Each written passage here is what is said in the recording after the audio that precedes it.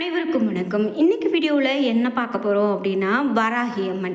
அதாவது அம்பாளுடைய ஒரு வடிவமாக வணங்கப்படக்கூடிய வராகி அம்மன் அப்படின்னு கூட சொல்லலாங்க. சப்த கன்னியரில் ஒருவராக விளங்கக்கூடிய இந்த வராக தேவி காக்கக்கூடிய தெய்வமாகவும் கேட்ட வரங்களை கொடுக்கக்கூடிய தெய்வமாகவும் விளங்குறாங்க அப்படின்னு சொல்லலாம். வராகி அம்மன் மகாவிஷ்ணுவனுடைய வடிவமாக கூட கருதப்பட்டாலும் 3 கண்களுடன் திகழ்வதால் இந்த அம்மனை சிவனுடைய அம்சமாகவே நாம் கருதுகிறோம். கண்டிப்பாக வராகி அம்மனுடைய வழிபாட்டை மேற்கொண்டோம் அப்படின்னா கேட்ட வரங்கள் அனைத்தையும் பெற முடியும் என்பது தான் நம்பிக்கை. அந்த வகையில் வராகி தேவியினுடைய அனைத்து பலன்களையும் நாம் இந்த வீடியோவில் தெரிஞ்சுக்க போகிறோம். உங்களுக்கு வராகி தேவியினுடைய வழிபாடு பிடிக்கும், வராகி அம்மன் பிடிக்கும் அப்படின்னா மறக்காமல் இந்த வீடியோக்கு ஒரு லைக் பண்ணிவிட்டு கீழே கமெண்ட் பாக்ஸில் வராகி தாயே போற்றி என்ற வாசகத்தை பதிவிடுங்க. கண்டிப்பாக அந்த வராகி அம்மனுடைய வழிபாட்டின் மூலமாக நம்ம அனைவருக்கும் நல்ல பலன் கிடைக்கும் அப்படின்னு சொல்லலாம். குறிப்பிட்டு ஜாதகத்தில் கிரக திசையில் சரியில்லாமல் இருக்கிறவங்க, தோஷம் இருக்கிறவங்க வராகி தேவியினுடைய மூல மந்திரத்தை தினமும் 3 முதல் 108 முறை பாராயணம் செய்யலாம். மாதுளை பழம், வெல்லம், புளியோதரை தோலுடன் கூடிய உளுந்து வடை ஆகியவற்றை நெய்வேத்தியமாக படைத்து கூட வராகி தேவியினுடைய வழிபாட்டை மேற்கொள்ளலாம்.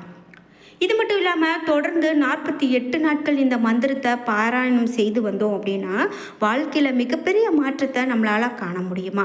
பிரம்ம முகூர்த்த வேளையில் நாம் இந்த மந்திரத்தை ஜபித்து வழிபட்டோம் அப்படின்னா அற்புதமான பலன்களை பெற முடியும் அப்படின்னு சொல்கிறதால வராகி தேவியினுடைய வழிபாடு நம்ம வாழ்க்கையில் மிகவும் நல்லதாக அமையுது. வீடியோ உங்களுக்கு இன்னும் நிறைய நல்ல பலன்களை சொல்லப்பட்டிருக்கு. வீடியோவை ஸ்கிப் பண்ணாமல் முழுசாக பாருங்கள். நீங்கள் இன்னும் நம்ம சேனலை சப்ஸ்கிரைப் பண்ணாமல் இருந்தால் சப்ஸ்கிரைப் பண்ணிக்கோங்க. கூடவே இருக்க பெல் ஐகானை மறக்காம கிளிக் பண்ணிருங்க. வாங்க வீடியோக்குள்ள போலாம். ஹலோ गाइस, எங்க வீட்ல வந்து கொஞ்ச நாளுக்கு முன்னாடி சின்ன பிரச்சனை வருது. எல்லா வீட்லயும் இருக்கிற பிரச்சனை மாதிரி தான் எங்க வீட்லயே இருந்துச்சு. அதை அப்படியே விடுறதுக்கு எங்களுக்கும் மனசு இல்லை. அப்ப எங்க வீட்ல என்ன சொன்னாங்கன்னா நம்ம போய் ஏதாவது ஒரு நல்ல ஜோசியரை பார்க்கலாம் அப்படின்னு. ஆனா எனக்கு அதுல சுத்தமா நம்பிக்கை இல்லை. அப்பதான் நான் யூடியூப் ஸ்க்ரோல் பண்ணிட்டு இருக்கும்போது ஒரு ஆட் பார்த்தேன்.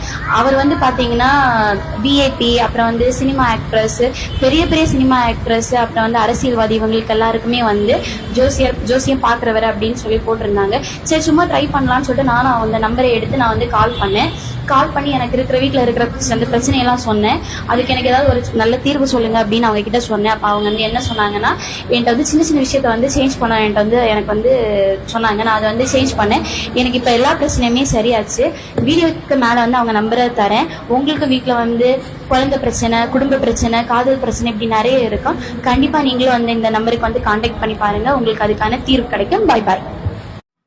அன்னை பராசக்தியினுடைய போர் படை தளபதியாக வராகி இருக்கிறதால வராகியை வழிபடுறவங்களுக்கு 3 உலகங்களிலும் எதிரிகளே இருக்க மாட்டாங்க அப்படிங்கிறது ஆன்றோர்களுடைய வாக்கு. ராஜராஜ சோழனுக்கு வெற்றிகளை வாரி வழங்கிய தெய்வமாக வராகியே விளங்குறாங்க. மற்ற கோவில்களில் எந்த விழாக்கள் உற்சவங்கள் துவங்கினாலும் முழு முதற் கடவுளாக விளங்கக்கூடியவங்க தான் இந்த முதல் பூஜை வராகி அம்மனுக்கு தான் நடக்கும். குறிப்பிட்டு முழு முதற் கடவுளாக விளங்கக்கூடிய விநாயகருக்கு தான் முழு முதற் பூஜை நடக்கும் அப்படின்னு சொல்லலாம். ஆனால் தஞ்சை பெரிய கோவிலில் மட்டும் வராகி அம்மனுக்கே இந்த முதல் பூஜை நடக்கக்கூடிய மரபு இன்றைக்கும் காலாகாலமாக கடைபிடிக்கப்பட்டு வருது அப்படின்னு சொல்லலாம்.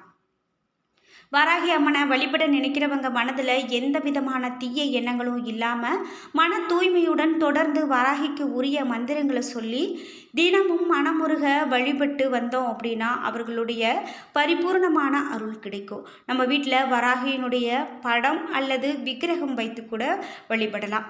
அப்படி வழிபட நினைக்கிறவங்க வடக்கு நோக்கி வராகியினுடைய முகம் இருக்கும்படி அமைத்து வழிபடுவது மிகவும் நல்லது. குறிப்பிட்டு இந்த வராகிக்குரிய திசையாக வட திசை தான் சொல்கிறாங்க. வராகியை வழிபடுறவங்க வீட்டில் தினமும் ஒரு அகல் விளக்கு ஏற்றி வைத்து அந்த விளக்கில் வராகி அம்மன் இருப்பதாக நினைத்து வழிபட வேண்டும். வழிபாட்டின் போது வராகிக்கு விருப்பமான நீலம், சிவப்பு, மஞ்சள் இந்த நிறைய உடைகளை உடுத்தி வழிபடுவது மிகவும் சிறப்பானதாக சொல்லப்படுது. அது சிறந்த பலனை பெற்றுக் கொடுக்கும் அப்படின்னே சொல்லலாம். குறிப்பிட்டு நைவேத்தியமாக தயிர் சாதம், மாதுளை படைத்து சிவப்பு நிறம் கொண்ட மலர்களை சாற்றி வழிபாடு செய்யலாம். 27 நட்சத்திரங்களில் திருக்கார்த்திகை, பூரம், மூலம், ரேவதி நட்சத்திரங்களில் பிறந்தவங்க வராகி அம்மனை நிச்சயமாக வழிபட வேண்டும். அதே போல் 12 ராசிகளில் மகரம், கும்பம் இந்த ராசிகளை சேர்ந்தவங்களும் வராகியை வழிபட கஷ்டங்கள் அப்படிங்கிறது அவர்களை அண்டாது. மேலும் சனியினுடைய ஆதிக்கம் இருக்கிறவங்க, சனி திசை நடக்கிறவங்களும் வராகியை வழிபட வேண்டும் அப்படின்னே சொல்கிறாங்க. உங்களுக்கும் வராகி அம்மனை பிடிக்கும் அப்படின்னா மறக்காமல் உங்களுடைய கருத்துக்களை கமெண்ட் பாக்ஸில் சொல்லுங்கள். வராகி அம்மனுக்கு போற்றி என்ற வாசகத்தை பதிவிடுங்க. இந்த வீடியோக்கு ஒரு லைக் பண்ணிடுங்க. 7.5 சனி, கண்ட சனி என சனியினுடைய எந்த திசையால் தொல்லை அனுபவிக்கிறவங்களா இருந்தாலும் செவ்வாய், வெள்ளி மற்றும் சனிக்கிழமைகளில் வராகி அம்மனை வழிபாடு செய்யலாம். இந்த நாட்களில் வராகி அம்மனை நாம் தீபம் ஏற்றி வழிபாடு செய்தோம் அப்படின்னா சனியால் ஏற்படக்கூடிய துன்பங்களில் இருந்து மீள முடியும். இதுவரை வராகி அம்மனை வழிபட ஏற்ற நாட்களான பஞ்சமி, பௌர்ணமி, அமாவாசை திதிகளிலும் வழிபட சிறப்பான பலன்கள் கிடைக்கும். பஞ்சமி திதி அன்னைக்கு வராகி துதிகளை பாடி மனமுருக அழைத்து வேண்டினா வராகி அம்மன் வீடு தேடி வருவாள் என்பதுதான் நம்பிக்கை. நீங்கள் எந்த ஊர்களில் வராகி அம்மன் கோவிலுக்கு சென்றிருக்கீங்க அப்படின்னும் அதே போல் அந்த அம்மனுடைய வழிபாடு செய்திருக்கீங்க அப்படின்னு மறக்காமல் கமெண்ட் பாக்ஸில் சொல்லுங்கள். உங்களுடைய வாழ்க்கையிலையும் இந்த அம்மன் ஏதாவது ஒரு அதிசயத்தை நிகழ்த்தி இருப்பாங்க. அப்படி நிகழ்த்தி இருந்தால் கண்டிப்பாக உங்களுடைய கருத்துக்களை கமெண்ட் பாக்ஸில் சொல்லுங்கள். பெண் தெய்வ வழிபாடு அப்படிங்கிறது பழங்காலம் தொட்டே நம்மளுடைய நாட்டில் பரவலாக இருந்து வரக்கூடிய ஒரு வழிபாடு தான். அதிலும் குறிப்பாக சக்தி வழிபாடு பெரும்பாலான மக்களால் பின்பற்றக்கூடிய ஒரு தொன்மையான வழிபாட்டு முறை அப்படின்னு சொல்லலாம். இந்த தற்காலத்தில் பலரும் விரும்பி வழிபடக்கூடிய தெய்வமாக வராகி அம்மன் திகழ்கிறாங்க. இந்த அம்மன் யார் அப்படின்னு பார்க்கும்போது இந்த அம்மன் வராகி அம்மன் பிறந்த கதை அப்படின்னு சொல்கிறாங்க. என்ன அப்படின்னு பார்க்கும்போது இந்து மத புராணங்களின்படி வராகி அம்மன் என்பவர் அன்னை துர்கா தேவியினுடைய ஒரு அம்சம். ஒரு சமயம் ரத்த பீஜன் என்கிற அரக்கனுடன் மகா துர்கா தேவி போரிட்ட போது தன்னிடம் இருக்கக்கூடிய மகா சக்தியை 7 பாகங்களாக பிரித்து 7 சப்த கன்னியர்களை தோற்றுவித்து அவர்களை இரத்த பீஜனுடன் போர் செய்ய அனுப்பியதாக புராணங்கள் வழியாக சொல்லப்படுது. அதுபோன்று திருமால் வாராக அவதாரம் எடுக்கும்போது அவருடைய துணை அவதார சக்தியாக லக்ஷ்மி தாயார் எடுத்த வடிவம்தான் வாராகி அம்மன் வடிவம் அப்படின்னு சொல்கிறாங்க.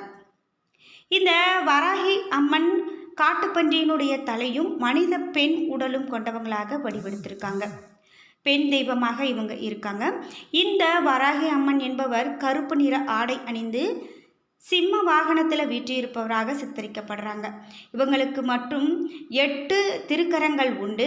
அவற்றில் ஒரு கரத்தில் ஏற்கலப்பை, ஒரு கையில் சூலம், ஒரு கையில் ஸ்ரீசக்கரம், ஒரு கையில் கதாயுதம், ஒரு கையில் சங்கு, ஒரு கையில் அங்குசம், மற்ற 2 கரங்களிலும் அபய மற்றும் வரத முத்திரைகளுடன் திகழ்கிறாங்க. தாந்திரிக வழிபாட்டு முறைகளின்படி வராகி அம்மன் முக்கிய தெய்வமாக வழிபடப்படுறாங்க. வராகி அம்மன் வழிபாடு அப்படிங்கிறது மிக பழங்காலம் தொட்டே பாரத நாட்டில் இருந்து வந்ததா வரலாற்று ஆய்வு மூலமாக சொல்கிறாங்க. தமிழகத்தை ஆண்ட சோழ அரச பரம்பரையினுடைய வெற்றி தெய்வமாக இந்த வராகி அம்மன் வழிபாடு இருந்திருக்கு. ராஜராஜ சோழன் தான் கட்டிய விரும்பிய பெருவுடையார் கோவிலுக்கான தகுந்த இடத்தை வாராகி அம்மனை காட்டுப்பன்றி வடிவத்தில் வந்து காட்டியதாகவும் அதன்படியே அந்த இடத்துல ராஜராஜ சோழன் திருவுடையார் கோவிலை கட்டியதாகவும் அதற்கு காரணமாக இருந்த இந்த வராகி அம்மனுக்கு கோவிலினுடைய ஒரு பக்கத்தில் ராஜராஜ சோழன் தனி சன்னதி அமைத்திருக்கிறதாகவும் வரலாற்று மூலமாக சொல்லப்படுது. சப்த கன்னியர்களில் 5வது தேவியாக இருப்பவர் தான் வராகி அம்மன். தீயவற்றை அழித்து தர்மத்தை நிலைநாட்டக்கூடிய வராகி அம்மன் வழிபாடு செய்ய வேண்டிய அனைத்து வழிபாடுமே நமக்கு சிறப்பானது தான். அனைத்தையும் அம்பாள் நமக்கு அருள்வாங்க. அப்படிப்பட்ட இந்த வராகி அம்மனுடைய அருளை பெற்றுத்தரக்கூடிய வழிபாட்டு முறைகளை நாம் தெரிந்து கொண்டு வழிபடுவது மிகவும் நல்லது. அதே போல் அம்மனுடைய போற்றிகளை நாம் 108 முறை துதித்து வந்தோம் அப்படின்னா அது நல்ல ஒரு வெற்றியை பெற்றுக் கொடுக்கும். வறுமை ஒழியும், காரிய தடைகள் விலகும், எதிர்ப்புகள் நீங்கும், எதிர்மறை ஆற்றல்கள் தாக்கத்திலிருந்து நம்மை காக்கக்கூடிய கவசமாக இந்த அம்மனுடைய வழிபாட்டு முறைகள் இருக்கும். ஒரு சிலருக்கு அவர்களுக்கு உறங்குகிறும்போது வராகி அம்மன் கனவில் தோன்றியிருப்பாங்க. இப்படி அந்த அம்மன் கனவில் தோன்றினா கனவு காணும் நபருக்கு வாழ்க்கையில் தீர்க்க முடியாத பல கஷ்டங்கள் இருப்பதாகவும், அந்த கஷ்டங்கள் அனைத்தும் மிக விரைவிலேயே தீரப்போகிறது என்பதை அந்த கனவு குறிப்பதாகவும் ஆன்மீக பெரியோர்களால் சொல்லப்படுது. இப்படி வாராகி அம்மன் பற்றி நிறைய தகவல்களை சொல்லிக்கொண்டே போகலாம். இந்த வீடியோவில் வாராகி அம்மன் பற்றி பேசினது உங்களுக்கு பிடிக்கும் அப்படின்னா மறக்காமல் லைக் பண்ணிடுங்க. என்ன நண்பர்களே, இந்த வீடியோவில் நம்ம வராகி அம்மன் பற்றி வழிபாடுகள் பற்றி நிறைய தகவல்களை தெரிஞ்சுக்கிட்டோம். இந்த வீடியோ உங்களுக்கு பிடிச்சிருந்தா லைக் பண்ணுங்கள், ஷேர் பண்ணுங்கள், கமெண்ட் பண்ணுங்கள். நீங்கள் இன்னும் உற்சாகம் டிவி சேனலை சப்ஸ்கிரைப் பண்ணாமல் இருந்தால் சப்ஸ்கிரைப் பண்ணிக்கோங்க. கூடவே இருக்க பெல் ஐக்கானை மறக்காமல் கிளிக் பண்ணிடுங்க. அப்போ தான் நாங்கள் போடுற இது போன்ற பயனுள்ள வீடியோக்கள் உங்களுக்கு நோட்டிஃபிகேஷனாக வந்து சேரும். நன்றி வியூவர்ஸ்.